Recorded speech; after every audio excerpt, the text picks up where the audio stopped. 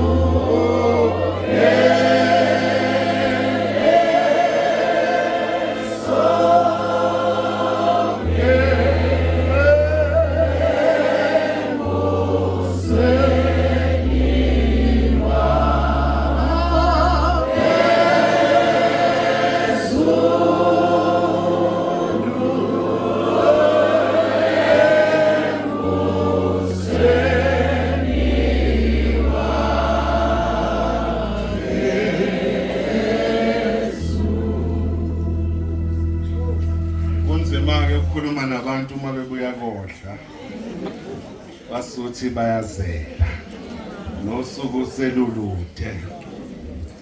Angiqale nje ngisho ukuthi itopic engiphiwe kuyona angiyena umaster wayo noma uyaziyo kahle, kodwa ngizobeka nje ulwazi lami oluncane. Okwesibili engifuna ukusho ukuthi njengoba kuthiwa ngikhulume ngobuholi, asiqale nje silungisane ukuthi akekho umholi onakho konke. Okwesithathu ukuthi sonke njengoba silana ngendlela ezahlukahlukene singabaholi. So inkulumo yami izopresenta noma izothula ubuholi ngendlela mhlambe engathi ibandla lithande kuba siliqonde ngayo. Okokuqala, uma sikhuluma ngobuholi, sina amaKristo sibheka endaweni eyodwa, sibheka kuJesu Kristu. Ngoba nguye oyisibuko noma umfanekiso, imodeli yabo bonke ubuholi obukhona phakathi noma phansi kwebandla. Yingakho ngiqale ngafunda ngazidla ngembhalo eyingcwele ngoba angikwazi ukukhuluma ngobuholi kuthina amaKristo singazange sibheke uJesu Kristu kuyena oyimodeli neruli yakho konke ukuhola. Uma sifunda encwadini kaJeremiah sazi umlando weTestament elidala ukuthi kufika isikhathi lapho abaholi bangaleso sikhathi ababengasenzi kahle, uNkulunkulu engaseneme ngabaholi ayebabekile ngaleso sikhathi ukuba bahole abantu, ngoba uNkulunkulu onomnako onothando wayesebathembisa abantu. Siyawezwa lamazwi kuncwadini kaJeremiah ukuthi ngiyakuthumela abaholi abasuka enhlizweni yami.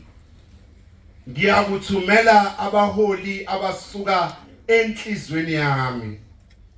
So uma sibheka ubuholi ngendlela yamaKristu, ngendlela yabuKatholika, umbuzo wokuqala kumele siubheke ukuthi uma ngithi ngumholi ngiyahola, nginesiqiniseko esingakanani ukuthi ngingumholi osuka enhlizweni kaJesu?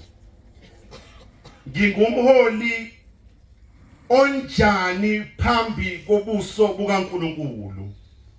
Ngoba uma ngingaholi ngendlela uNkulunkulu afisa ngayo enhlizweni yami yakhe, noma udumo lungangakanani, kodwa angiyena umholi weqiniso. Lo mholi onguJesu Kristu uyasifundisa ngempilo yakhe ukuthi ungumholi onjani. Lo mholi uPapa wethu uFrancis ocwebileyo uFrancis ongupapa wethu uyasibikela ngezindlela ezintathu ukuthi uJesu Kristu uba ngumholi. Umlinganisa ngalokhu esikuzwa embhalweni kakhulu uma sifunda uJohn chapter 10 umalusi omuhle, ukuthi number 1 uJesu ungumholi ohola ngaphambili. Ulida umhlambi wezimvu. Uyasikhombisa indlela ukuthi kumele zihambe kanjani. Uyalida ungaphambili. Kodwa okwesibili siyabona ngezindlela eziningi uJesu ukuthi uba futhi ngumholi oba ngemumva aziqhube izimvu zakhe, njengoba sizwa kuleli ivangeli namhlanje uma ethuma abafundi, njengoba sibona uNkulunkulu ehambisa uJohannes uMbhaphatisi ngaphambili, ngaphambi kokuba aqhamuke yena uJesu, ukuthi uhola ngemumva, aziqhube ngemumva, azinike ithuba ukuba labantu abakhethile bakwazi ukuba kube yibona abangaphambili. Kodwa okwesithathu siyambona futhi uJesu uhola ngaphakathi, uba ngumelusi ophakathi kwezimvu, aze athi uFrancis ongupapa wethu athi uba ngaphakathi ukuze abe umholi olithathayo iphunga lezimvu, anuke njengazo.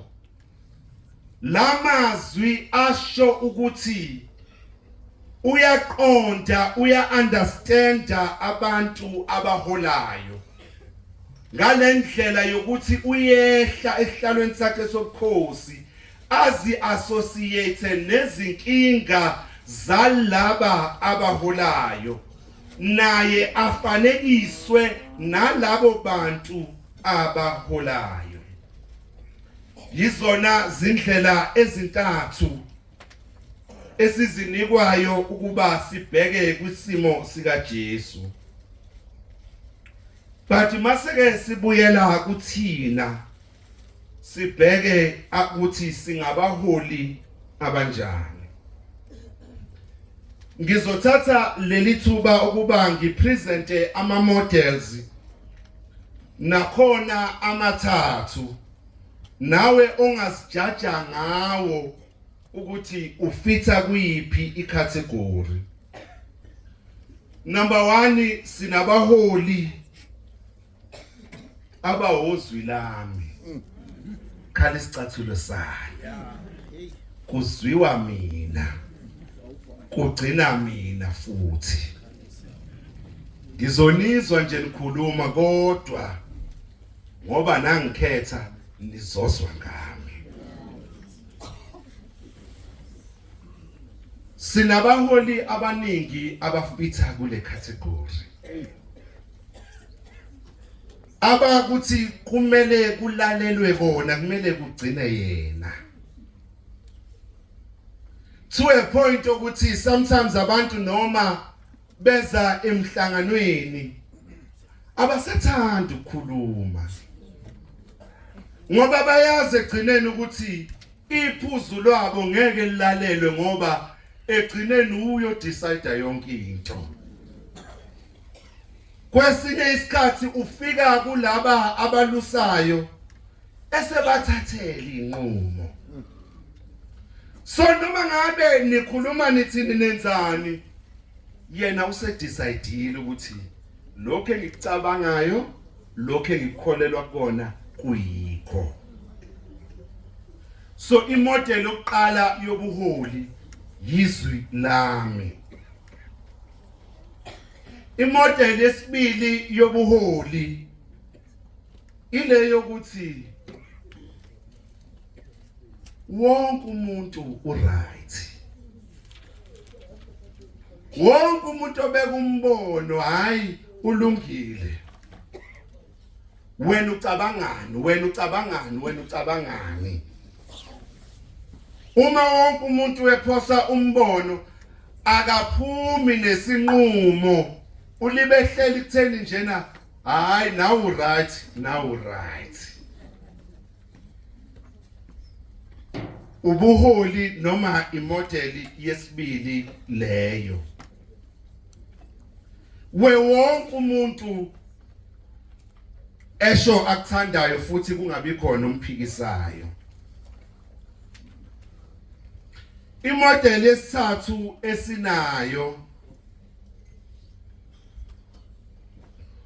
yilapho sithola khona umholi ongaqhamuki nembono, ongaqhamuki nesisombululo, ohleze kuza ukuthi nithini nina. Mina ngizothatha lokho enikushoyo.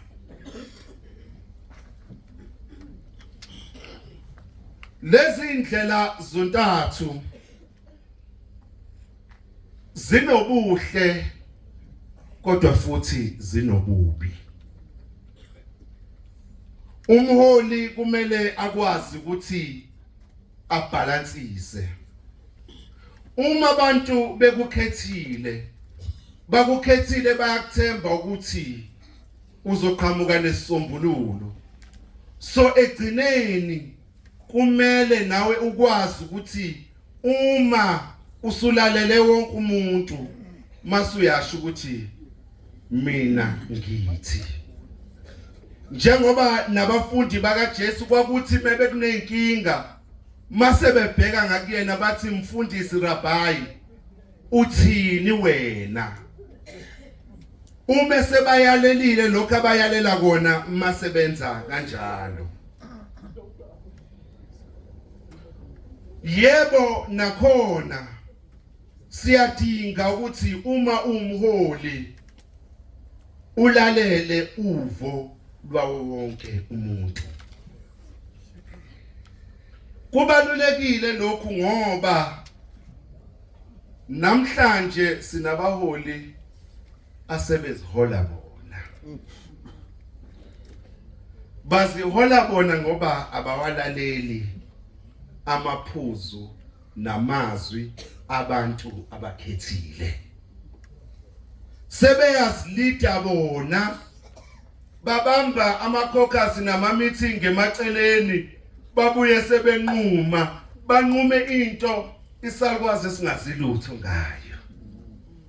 Esingeke futhi sibenefite kuyona. Lokho abacabangayo kuyikho kubona.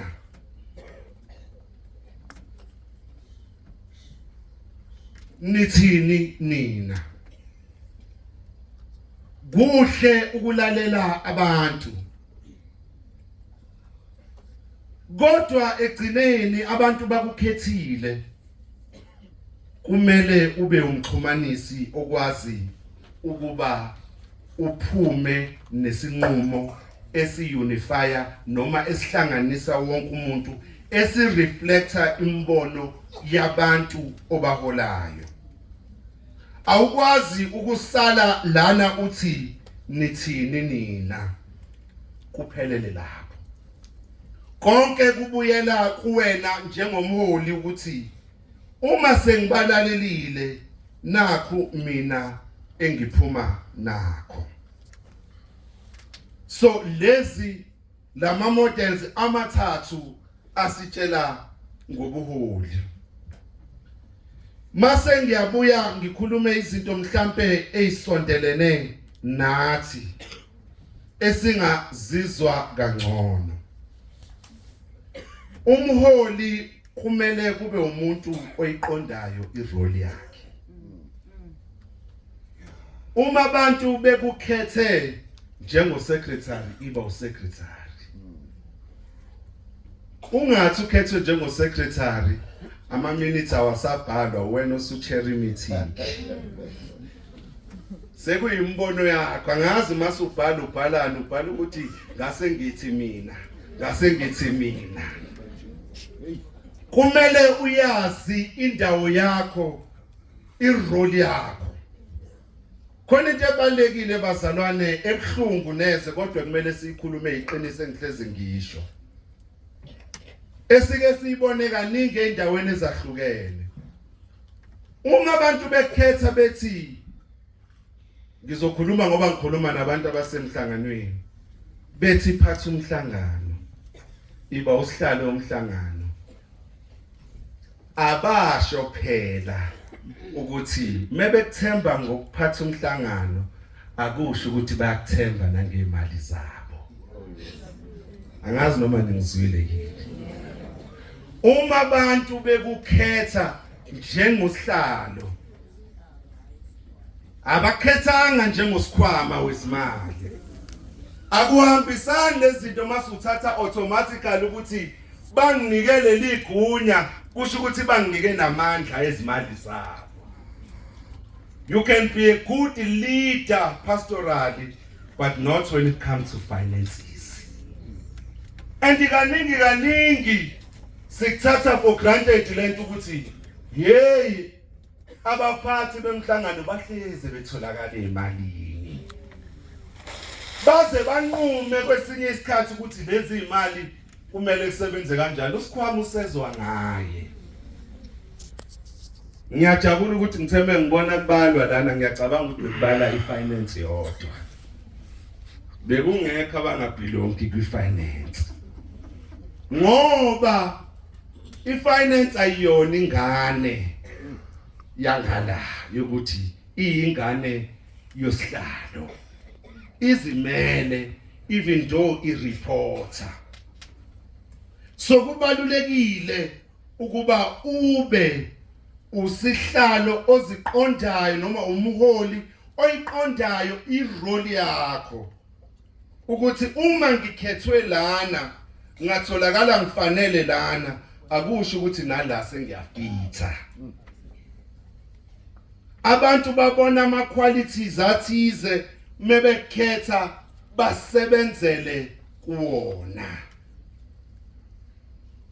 I hope usiyaqonda lokho.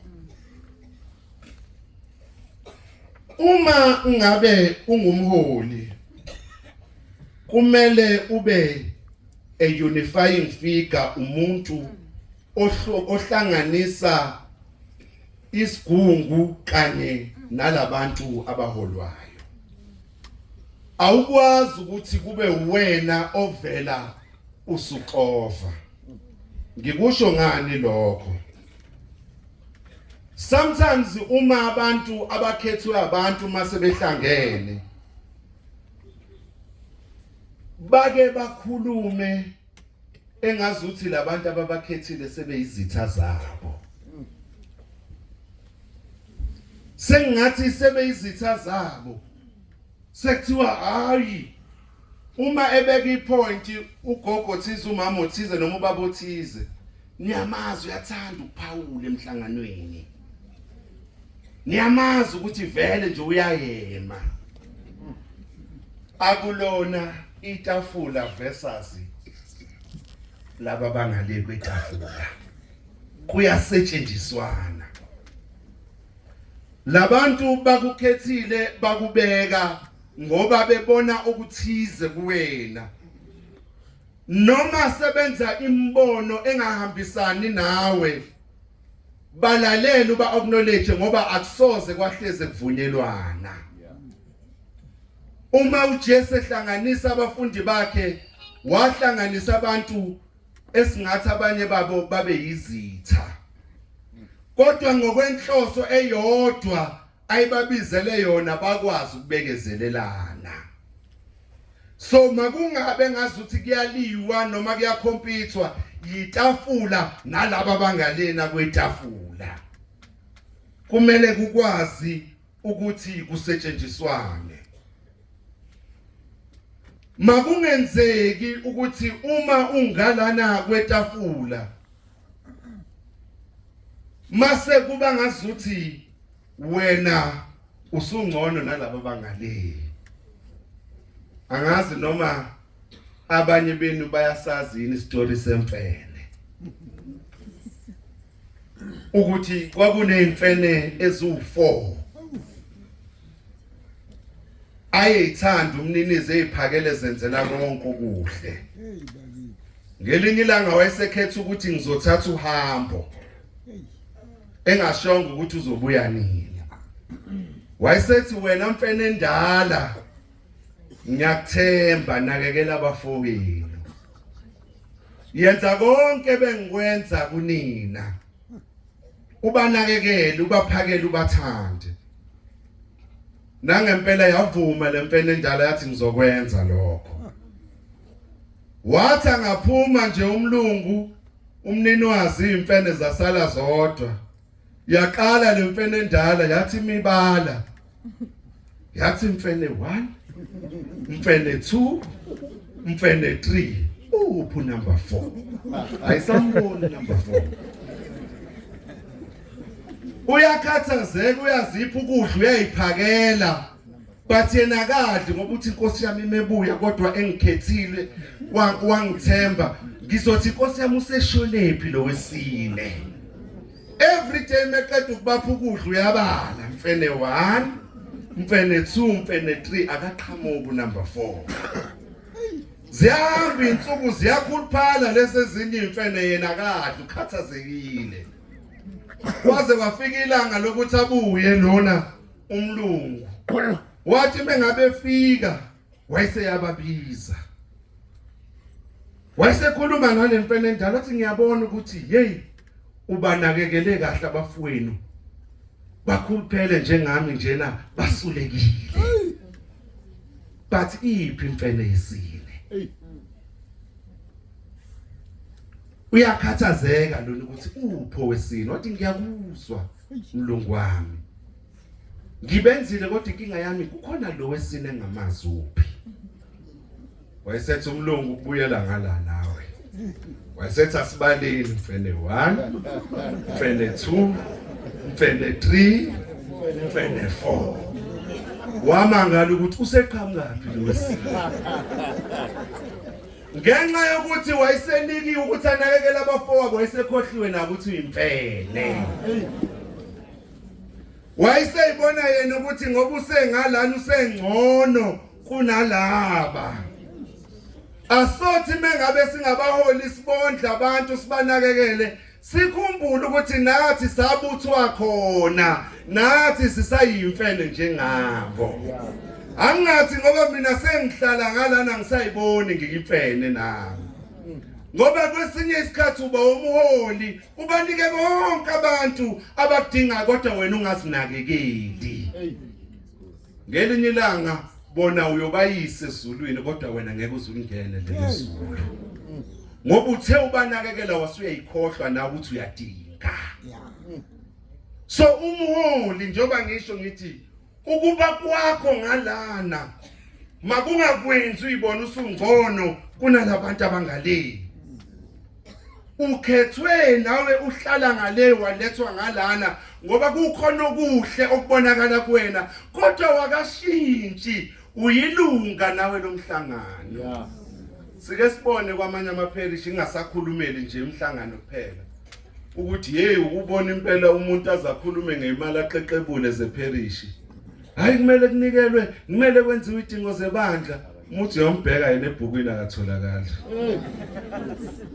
I hope unani bencounter lana etafuleni nani niphosile angizange nilahleke ecounting ngoba nani nisamalunga alomhlangano wenhliziyo sometimes kuba ngazuthi wena masungalana awena usangeni kulezi idingo uyazibala imali zabantu uzibala ukhulume ngazo uzuthethe ukuthi awutholakali isibanibane ebhukwini but now utholakali nje umholi makayi identify nabantu abaholayo kukhona ke into esike siyenze ezabaholi yokuthi uma sesihlangene sixoxa sodwa kuba ngazuthi asabamela abantu sesimele thina ngikusho kanjani lokhu kukhulunywa into iqede kuvunyelwane niyisigungu kusuke lona ilunga ngaphakathi liyotshela amanye amalungu ukuthi umbhedo lobukhulunywa lapha ningayenzi nemali yakhe alisabotage umhlangano awusabotage ibandla ekade khona kushawa inqumo kuthina sonke silapha ngiyani-challenge ukuthi masefika kulowo bantu athi bebekhuluma bodwa mina bengingangene anombuzo ukuthi ngoba nawe nje ubukhethiwe wayengasahambisani nesinqumo sabafowenu nodadewenu ngoba khona abahlala ngalana but umsebenzi abawenza kahle owokuthi baphente abanye kabi kuthi mekhulunywa indaba kuthiwa hayi lelo point lelo elaba busibanibani ngicela ukutshela usibanibani okhulume leyo nto then bonke abantu sebezokuzonda ubaba usibanibani ukuthi uwe wena wathi asikhiphe 200 rand. Kumele mesivumelana ngento sibe munye sikwazi futhi ukuthi sipresente ibe moya munye. Akusho ukuthi niyohleze nivumelana kodwa ngoba imajority sithe nawe phela iba imajority. Ungabe usuthi wena mina ngangangene kuleso sinqumo. Iyawubulala umhlangano leyo nto, iyalibulala ibandla leyo nto. Ngoba abantu bahamba sebezonda an individual ngoba kuthiwani uyena owafika naleyo nto nguye wasenzela leyo nto. Mase kuba khona inkinga ekumele nesikhulume.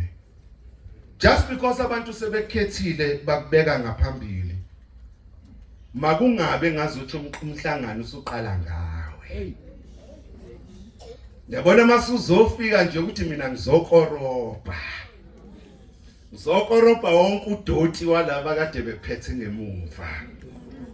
Ayikhulisi ibandla, ayikhulisa umhlangano leyo nto.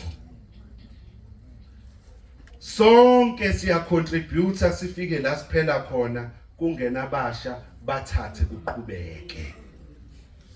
Okungekho right kulungise ngendlela kancane but ungafiki usufika nje usuthi wena uzoqala ku clean slate. Yena umhlangano wa exist ungakazalwa. Njengoba sonke nigcwele kule ndlu lena akekho noyedwa wayekhona uqanja lo mhlangano. Ucabanga ukuthi uma uzoqala ukuma ngoba sekuphethe wena. Laba abanye bona bebengenzi lutho sonke lesikhathi. Yebo njengoba ngishilo ngathi akekho nakho konke.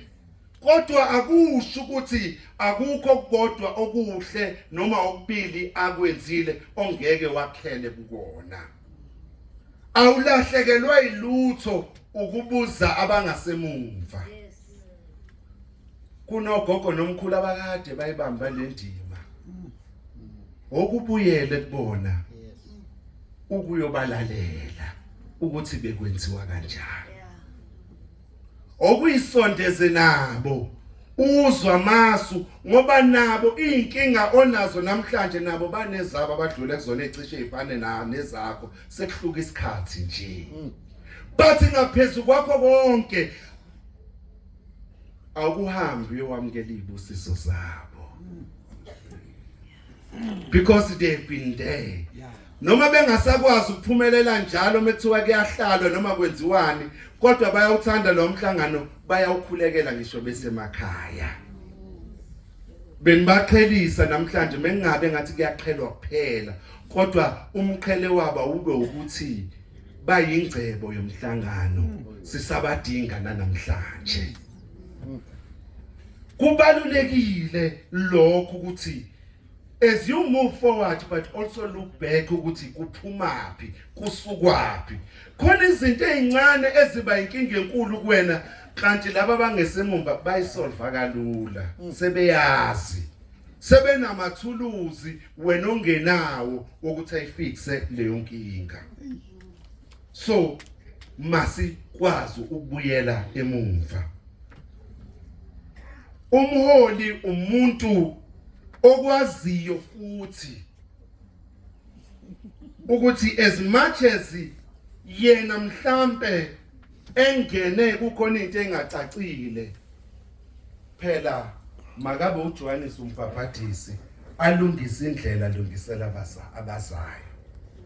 Khona lento esike siyenze mina ngathi mengena kumhlangano ngithatha ubusecretary kulo ubuholi anginikwanga bhuku mase kuphele kuphume wena nawe usakhipha ibhuku.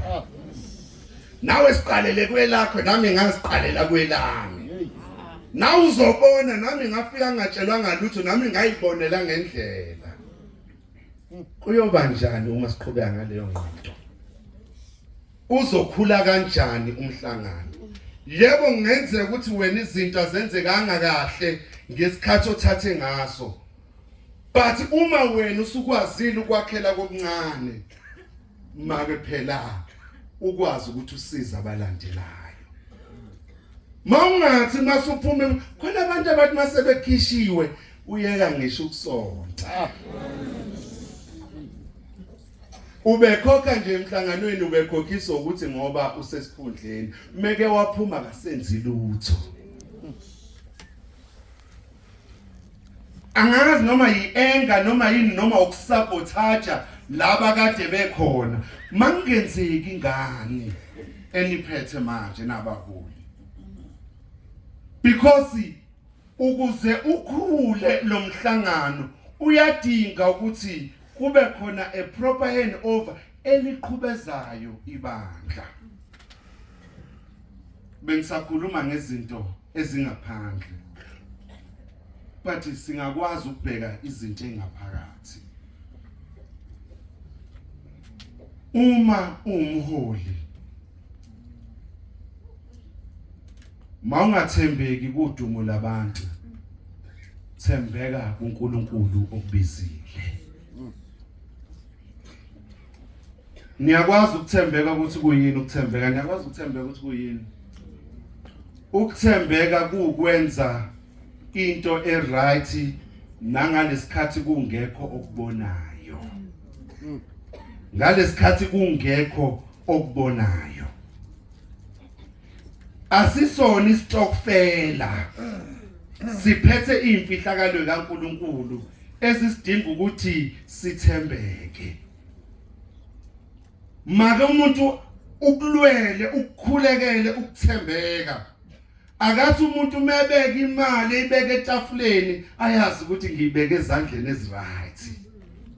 Khona abanye bethi mebeyibeka bathi ngiyazi ukuthi lena khona nje izohamba nje ngomunye umgudu wephakethe. Angeke lakhe ibandla uma ungakakulweli ukuthembeka kuNkulunkulu. Ukuthembeka ezintweni ezincane. Ngiye ngisithande isitori engasizwa ekuthiwa kwathi iMelika nayo after iRussia isiyise irocket noma ispaceship emkhathini bathi ngeke sihlule iRussia nathi sokwenza lokho. Baphusha kuthe mase izolunga izinto kwafika umengameli ezobabona la besebenza khona. Wayehambe kuza umuntu ngawani athi wena yini umsebenzi wakho? Athi umuntu ngiyimathematician. Athi wena yini umsebenzi wakho? Athi nginjiniyela. Ebabuza bonke ukuthi benzani. Uthe maseqedile kwaphakamisa into wathi mina ungibuzanga ukuthi ngenzani. Waseyambuza wathi wena wenzani? Wasethi mina ngiyashalela ngenza le ndawo kube beclean. Ngoba noma ngabe unjiniyela noma bekuthiwa imathematician uma engekho eclean le ndawo osebenza kuyona ngeke kusebenzeke. So no matter ngabe kuthiwa uyilunga lokwengeza ungakuthathi kancane kube ngathi bese gcwaliswa. Ubalulekile, unevelu, une contribution ozoyenza yokuthatha umhlangano uyise phambili. Sometimes sike sifune lokho okugqama kakhulu okubonakalayo. uNkulunkulu ubona ekusithekeni. Mawungalweli ukubonwa abantu, mawulwela ukuthi uNkulunkulu ngibuke ukuthi ngiyazama.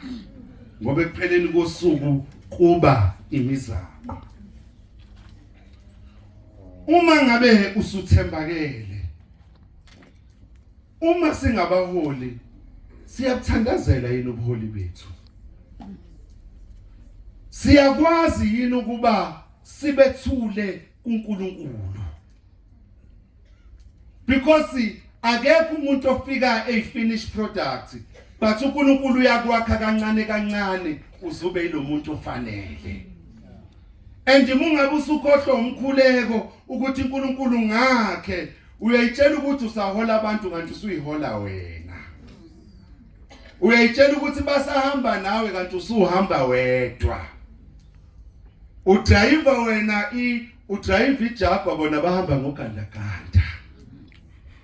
So njalo uNkulunkulu uyasidonsa asikhumbuze ukuthi why ngikukhethile hayi ngoba unakho konke kodwa ingoba uzibeke kumina ukuba ngikwakhe ufanele lokhu engikwakhela kona. Kuleli ivangeli namhlanje khona indawo ezimbili engithanda ukuyigqamisa ngobuholi. Uma uJesu ebathuma abafundi ukuthi hambani nosebenza, uma sebebuya kuyena bathi sibone omunye enza umsebenzi ngegama lakho kodwa ubengayena omunye wethu. Into encane lesingayithatha kancane bazalwane. Uma thina sesikhethiwe sabekwa ngalana, masingakhohlwa ukuthi uNkulunkulu nangalena usalibe babiza abaholi ebabizela umsebenzi wakhe. Basakhona abantu abangalena abangenza ongcono kunathi singala.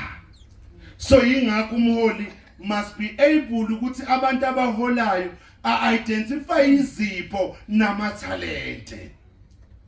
Siphila emhlabeni manje okudinga ezinye izinto wena ongakazi ube nazo. Usumuholi ke wena ke ngoba wakhetha ukuthi hayi ke ube usihlalo. Usufuna nje wena ukuthi konke kwenzeke bekhona abanye abantu abade bengakwenzela ngcono. Noma ususecretary usalibe wabhala ama minutes ulibe wabhala ephepheni kuphelele lapho.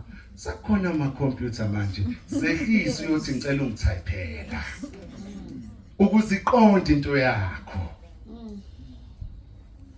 Nangale uNkulunkulu usabiza. Inkinga yabafundi becabanga ukuthi ekubizwe bona bodwa. uNkulunkulu usabiza abantu bakhe. So long as bengaphambene nalokhu nani enithunyelwe kona basebenziseni. Angiyazi le fear engaka ekibe sometimes kubaholi ukuthi bafuna ukwenza konke noma bengenawo amandla okwenza konke.